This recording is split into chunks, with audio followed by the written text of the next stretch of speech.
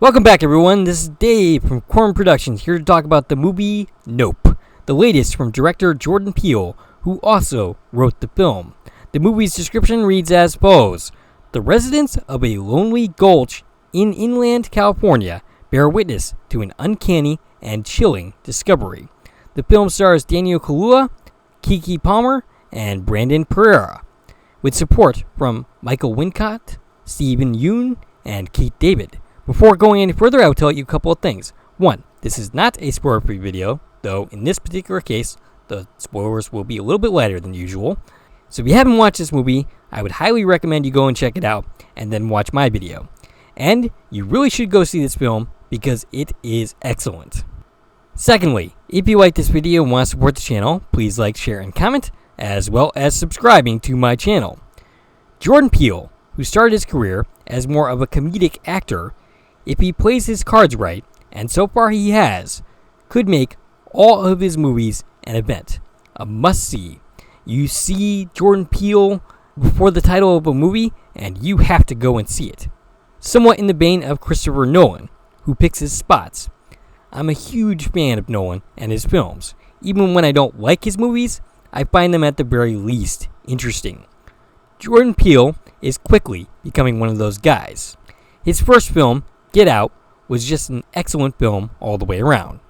His second film, Us, was a far messier affair, featuring a brilliant duo performance by Lupita Nyong'o.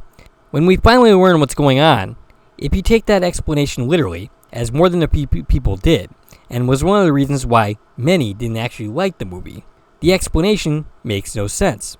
The logistics of what are going on in the film are simply impossible.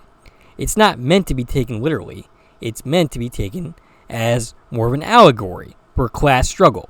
Nevertheless, it has some absolutely breathtaking sequences in the film, including one towards the climax, which is a dance/fight scene mixed with a score that makes it a scene that needs to be seen. It is simply brilliant.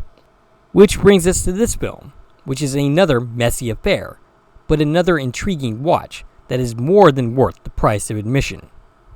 I came into the film not really having a clue what it was about. The trailers weren't overly helpful.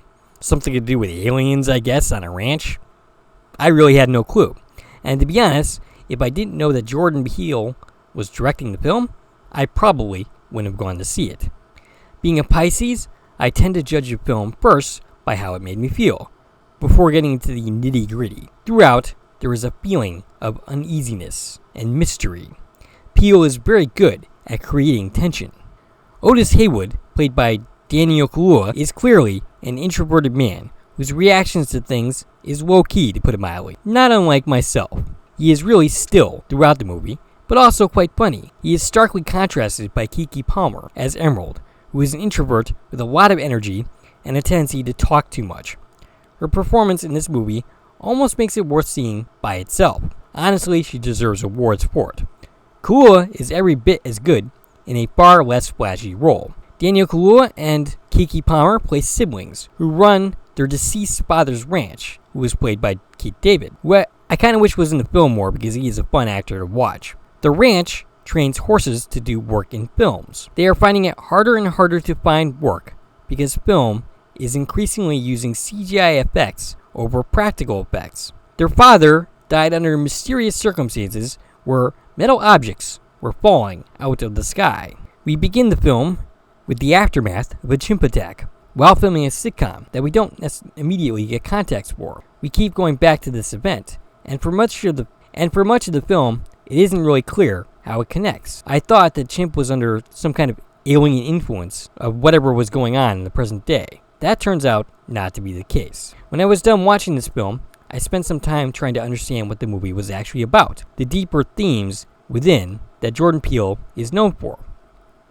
It wasn't until reading some articles that I was able to get some of the themes, though I did pick up on a few, because I'm not quite that dumb. There's the theme of our cultural obsession with spectacle, Hollywood's treatment of the lesser players in the industry, the burying of black movie history, and of black history in general, and the exploitation of animals. I do find it ironic that a film with the theme of the exploitations of animals in Hollywood is a Hollywood film that exploits animals. I'm pretty convinced the chimp in the film is CGI, but the horses are definitely real. Early on in this film, we hear the tale of the first ever film, filmed by Edward Muybridge, who filmed a black man on a horse. And then later in the film, we have a black man on a horse being filmed by a mechanical camera, which is a step back in technology, that clearly is meant to mean something. What that is, I'm not quite smart enough to tell you, but it's clear that Jordan Peele was reaching for grander ambitions with this film, which a lot of people missed, thinking this wasn't a message movie like his first couple. No, there definitely was messages here. They were just harder to discern. Also, in the climax, there's this man with a crazy helmet from TMZ who drives up as the main characters are trying to capture an alien animal on film.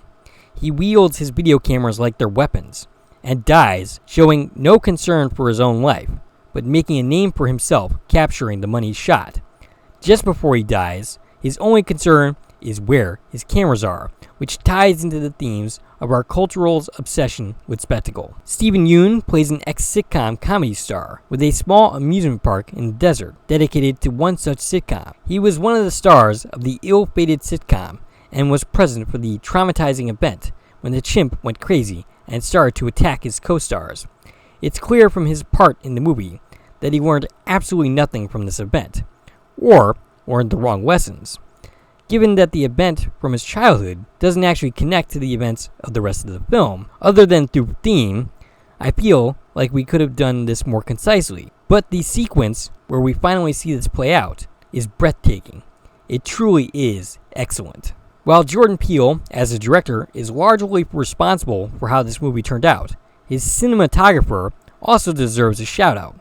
Hoyt van Hoyema, who I was amused to discover also served as director of cinematography for a lot of Christopher Nolan films. The cinematography in this film is quite simply gorgeous. All in all, an amazing, messy film that you should definitely go and see. If you want to watch something that is unique and weird, as I often do, with some truly great performances that is beautiful to look at, and is filled with a mood of dread, mystery, and unease, then I highly recommend you go and check it out. Anyway, that's all I got for you for this video. If you like this video and want to support the channel, there's a number of ways to do so.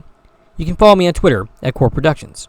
You can join one of my Corman Productions Facebook pages. You can buy something from the Corman Productions store on Zazzle. You can buy me a copy, which is a new way to support content creators such as myself. And of course, you can like, share, and comment on this video, as well as subscribing to my channel. This is Dave from Corman Productions, signing off.